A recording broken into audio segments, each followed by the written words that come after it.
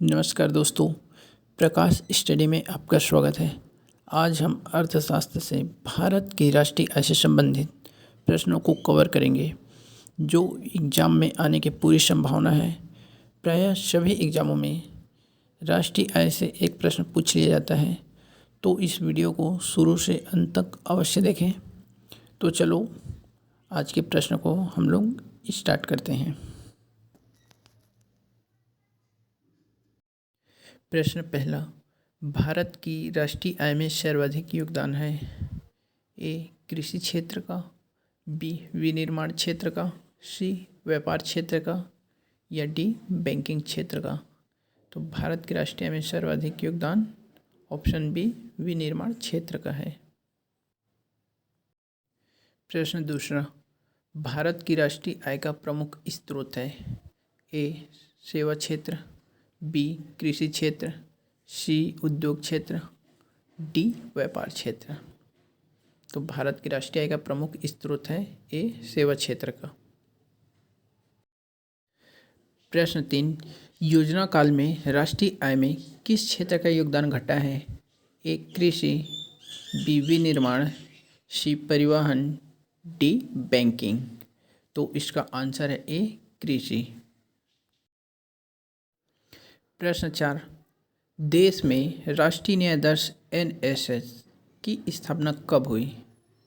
ए 1949, B 1950, सी 1951, D 1952। तो इसका answer है बी 1950 में। प्रश्न 5, केंद्रीय सांख्यिकी संगठन CSO की स्थापना कब हुई? इसका ऑप्शन दिया है ए 1948, बी 1950, सी 1951, डी 1954 में। तो इसका आंसर है सी 1951 में। प्रश्न 6, राष्ट्रीय आय है जिसका ऑप्शन है ए बाजार मूल्य पर निवल राष्ट्रीय उत्पाद, बी बाजार मूल्य पर निवल देशी उत्पाद, सी उत्पादन लागत पर निवल देशी उत्पाद, डी उत्पादन लागत पर निवल राष्ट्रीय उत्पाद। तो इसका आंसर है डी उत्पादन लागत पर निवल राष्ट्रीय उत्पाद। प्रश्न 7, 1867-68 में भारत में प्रति व्यक्ति आय 20 रुपये थी। यह सर्वप्रथम अभिनिश्चित किया था। ऑप्शन दिया है ए MG रानाडे ने, बी सर W हंटर ने, सी RC दत्त ने, डी दादा भाई नौरोजी ने। तो इसका आंसर है डी दादा भाई नौरोजी ने। प्रश्न 8, स्वतंत्रता पूर्व भारत की राष्ट्रीय आय के संबंध में किसने अनुमान लगाए थे? ए नेशनल सैंपल सर्वे ने, बी केंद्रीय सांख्यिकी संगठन ने, सी दादा भाई नौरोजी व सिराज ने, या उपयुक्त सभी ने। तो इसका सभी सही आंसर है सी दादा भाई नौरोजी व सिराज ने। प्रश्न 9, भारत में राष्ट्रीय आय की गणना किस आधार पर की जाती है? ए चालू मूल्यों के आधार पर, बी स्थिर मूल्यों के आधार पर, सी उपयुक्त दोनों के आधार पर, या इनमें से कोई नहीं। तो इसका आंसर है सी उपयुक्त दोनों के आधार पर। प्रश्न 10, वर्तमान में राष्ट्रीय आय समको की गणना किस आधार वर्ष पर की जा रही है? ए 1970-71, बी 1980-81, सी 1993-94 या डी 2004-05। तो इसका आंसर है डी 2004-05। प्रश्न 11, भारत की राष्ट्रीय आय में किस क्षेत्र का सबसे कम योगदान है? ए प्राथमिक क्षेत्र, बी द्वितीयक क्षेत्र, सी तृतीय क्षेत्र, डी इनमें से कोई नहीं। तो भारत की राष्ट्रीय आय में सबसे कम योगदान ए प्राथमिक क्षेत्र का है। प्रश्न 12, भारत में राष्ट्रीय आय की गणना निम्नलिखित में से किसके द्वारा की जाती है? ए योजना आयोग, बी वित्त मंत्रालय, सी केंद्रीय सांख्यिकी संगठन, D reserve bank of India. तो इसका आंसर है सी, केंद्रीय सांख्यिकी संगठन द्वारा। प्रश्न 13, किसी देश की आर्थिक वृद्धि की सर्वाधिक उपयुक्त माप है? ए, शुद्ध घरेलू उत्पाद एनडीपी, बी, सकल घरेलू उत्पाद जीडीपी, सी, शुद्ध राष्ट्रीय उत्पाद, या डी, प्रति व्यक्ति उत्पाद।